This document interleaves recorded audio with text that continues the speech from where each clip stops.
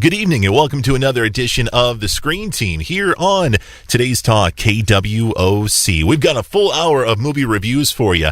We've got everything from classic movies to some brand new stuff as well. So, full hour, and my first segment being joined by the ever-popular, ever-sexy That's right. Mr. Michael Hibbler. Michael, good to see you this evening, man. Thanks for having me on. Let's talk about our first movie. The first movie that we're doing is a movie that isn't really well known in the Disney catalog. No, it's not. It's called DuckTales, the movie, The Treasure of the Lost Lamp, or something like that. I think that's about right. And you and I are both fans of the TV show DuckTales. Yeah. I mean, this was pretty big with our childhood, right? Yeah, it was. And after, I don't think I saw this since I was I may not even have been a teenager the last time I saw it. So I always, when I rewatch these movies, I think to myself, well, am I going to like it like I did? Because we're different. We're adults. Obviously, that's half the time that's not going to be the case. But at the same time, having it be Disney, the chances of it still carrying that, I thought would be high. But unfortunately, it did not carry on that well. It was just like Aladdin, is what it was. It was so many similarities. This was before Aladdin. This was before Aladdin. Yeah. And I was disappointed. Yeah. I watched it again, and it was obviously DuckTales, but the animation was a little different, I've noticed, than the show. Yeah. The stuff like that I was picking up on. It was kind of boring. Mm-hmm. It wasn't, but you look at let me stop. I don't think this movie was designed to be revolutionary like The Lion King. It wasn't their big. This was just a DuckTales movie. It wasn't Disney's new movie that comes out annually or whatever. So I have to stop and look at it that way. It's not meant to be the giant blockbusters like Aladdin or Lion King. So do you think this was just trying to market off of the it was a DuckTales TV show? Part of the franchise. Yeah, and because like any big franchise, whether it's SpongeBob or Blue's Clues or whatever, whenever a hit show comes out, followed quickly usually as a movie, because if you have a big audience for the show, typically that audience it's a money thing.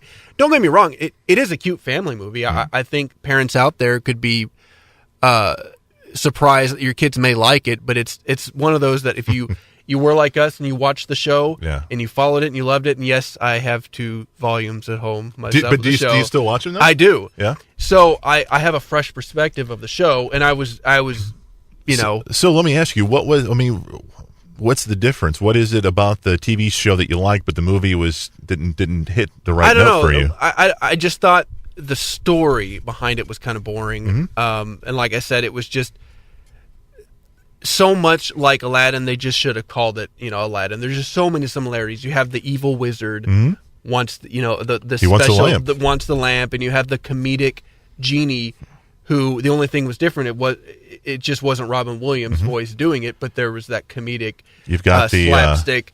You got the henchman that helps the evil. Exactly. Dijon or whatever his name Dijon, was. like Iago. I am Dijon. Exactly.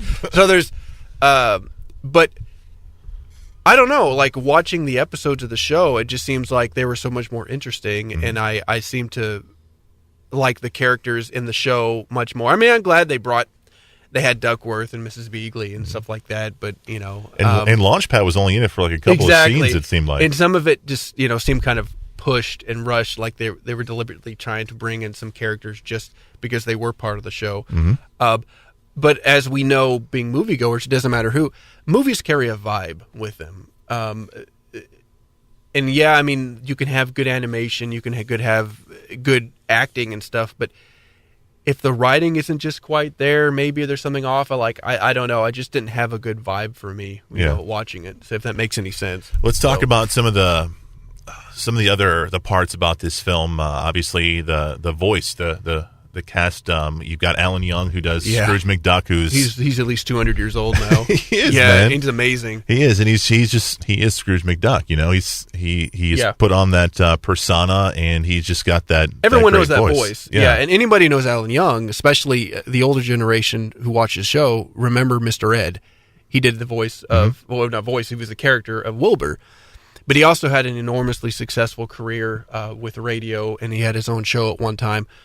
He's definitely the voice of Scrooge McDuck that everyone knows and carries on. And I don't know who did the voices for the boys, but for far as I know, they're the same. I don't know the actress's name, but the actress who does Huey, Dewey, and Louie, she also does Webigail.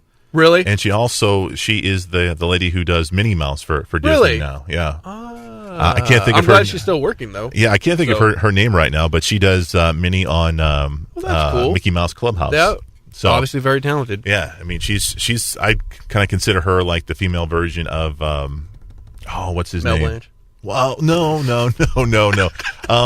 The guy who does Ed in Lion King. Oh, I can't think his name. He also does Winnie the Pooh and Tigger. I see his face, man. Tigger. I know what you're talking about. Yeah. Okay. Very versatile. Yeah, very versatile. Christopher Lloyd does the voice of the evil guy, the bad guy in this film, and it's typical Christopher Lloyd. You know? Yeah, it was just animated Christopher Lloyd. I can't wait for him to go, Marty, the lightning, Toontown. All right, so you didn't like it. Well, I can't say I didn't like it. It was not up to my expectations because I was looking forward to watching it again. And please don't take away from this that I don't like it because it is a cute movie.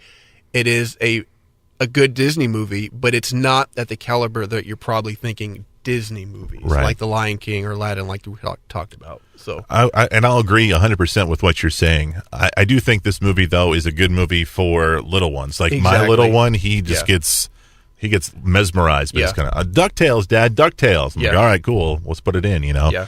So I think the little ones are gonna like it, but I agree with you. I think maybe mom and dad and older folks might be like, we'll come back. We'll come back in an hour or so. So many of these cartoon shows now in the last several decades, the humor is geared for adults as well because who's taking them to the theater? Exactly. You know, so you got to keep the parents entertained as well. But this one's different because it is strictly little kid.